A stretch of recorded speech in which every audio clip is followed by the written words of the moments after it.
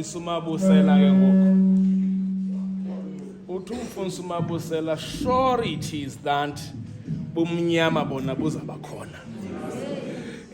Ayonto sinofane sisixake ngayo leyo. But uthi umfundisi uMabusela kubantu abafuna uza ngaphambili nabaguqukayo. Uthi icebo lobumnyama kukubamba isibane.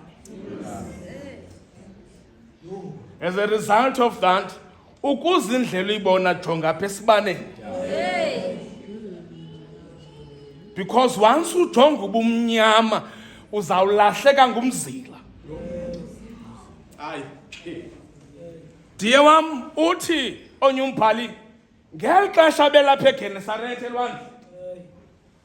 Uthi uYesu wakhe umkhaya bajongile.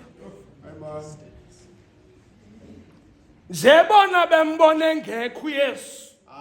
But uYesu yena uyababona apha bahamba khona. As much as he was busy with his own business. But wakumkhanya bajongile.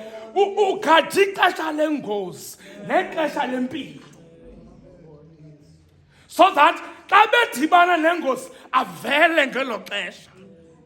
I concur noMaxoli that xa uphakathi kwesithokotoko bamba isibane singuYesu.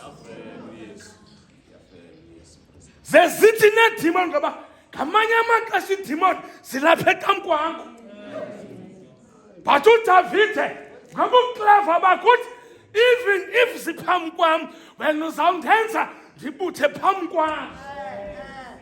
Uthi uzawutheka isithebe phambi kweedemon zam undenze futhi umoya wam uzole. Because wena Thixo ukukhanya kwam.